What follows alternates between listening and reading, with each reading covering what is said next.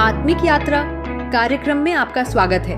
आइए हम पास्टर प्रेमाशीष सतमन द्वारा लिखित आज के भक्ति लेख पर चर्चा करें।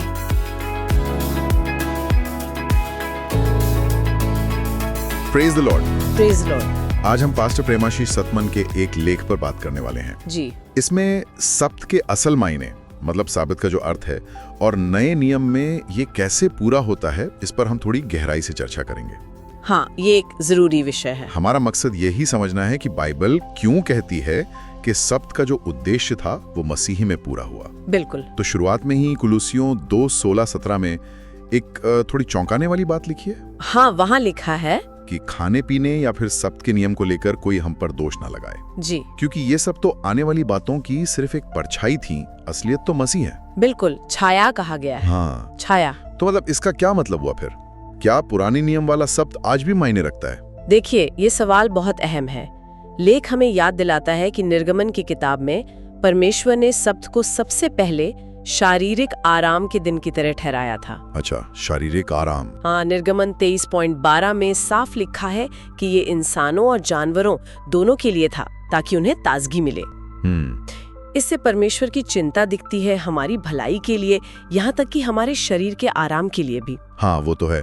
शारीरिक आराम वाली बात तो समझ आती है जी, लेकिन लेख कहता है कि ये सिर्फ इतना ही नहीं था। जी नहीं, इसे एक छाया कहा गया, जैसे आपने कहा, एक परछाई जो किसी बड़ी चीज की ओर इशारा कर रही थी। बिल्कुल। ये छाया वाली बात थोड़ी और समझाएंगी, मतलब ये किस बड़ी चीज का इशारा था? हाँ बिल्कुल, देखिए कुलुसियों 2:17 साफ कहता है कि वो जो बड़ी चीज है वो असलियत या यूं कहें सार, वो खुद यीशु मसीह हैं। मसीह जी, उन्होंने ही सब्त का जो असली मकसद था उसे अपने जीवन और काम से पूरा किया। अच्छा। लेख में इब्रानियों के 4 अध्याय का भी जिक्र है, इब्रानियों 4.1-11। हाँ, इब्रानियों 4।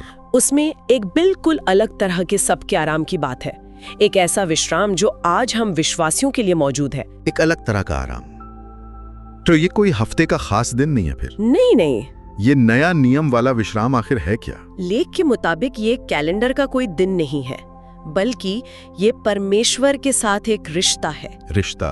हाँ, एक संबंध।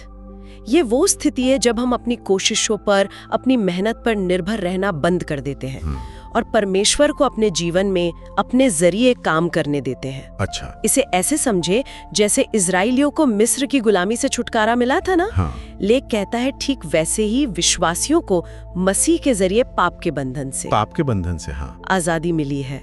तो वो जो सच्चा आराम और शांति है वो मसीह ने जो क्रूस पर पूरा किया उस पर भरोसा करने से आती है। मतलब अपने कामों से नहीं? बिल्कुल नहीं, अपने कामों से नहीं, बल्कि उनके काम पर विश्वास करने से। ये वो विश्राम है। तो इसका मतलब ये हुआ कि अगर कोई आज भी अपनी मेहनत से, अपनी कोशिशों से परमेश्वर की स्वीकृति पाने में लगा है जी, तो लेख उसे कह रहा है कि रुको और यीशु ने जो कर दिया है उसमें आराम पाओ। बिल्कुल यही बात है। अपनी भागदौड़, अपनी कोशिशें परमेश्वर को सौंप दो और उनके अनुग्रह में जियो। हाँ, ये सोचने का बिल्कुल अलग तरीका है। सही समझा आपने। संक्षेप में कहें तो पुराना नियम वाला सब तो जरूरी था, पर वो एक प्रतीक था। एक प्रतीक? हाँ, वो उस गहरे आत्मिक आराम की तरफ इशारा कर रहा था जो हमें मसीह में मिलता है। एक ऐसा आराम जो अब इसी वक्त विश्वास के जरिए हमारे लिए उपलब्ध है। और ये सिर्फ शारीरिक आराम नहीं है। नहीं, उससे कहीं ज्यादा ये परमेश्वर के साथ शांति का अनुभव है, उनके साथ एक सही रिश्ते में होने का सुकून है। पास्टर प्रेमाशीष सतमन के इस लेख से एक बहुत गहरा विचार सामने आता है जिस पर शायद हम सब सोच सकते हैं। जी, क्या? अगर सच्चा विश्राम और शांति अपनी कोशिशें रोककर परमेश्वर के काम पर भरोसा करने में है, तो आज अपनी जिंदगी में ऐसा कौन सा हिस्सा है, कौन सा क्षेत्र है जहां हमें इस तरह का भरोसा, इस तरह का समर्पण करने की सबसे ज्यादा जरूरत महसूस होती है? बहुत अच्छे सवाल है सोचने के लिए। Praise the Lord. Praise the Lord. आज आत्मिक यात्रा कार्यक्रम को सुनने के लिए धन्यवाद, जहां हम हर दिन परमेश्वर के वचन पर चर्चा करते हैं। अगर आज का कार्यक्रम आपके लिए आशीषकारी रहा हो तो इसे अपने परिवार और मित्रों के व्हाट्सएप ग्रुप में जरूर साझा करें।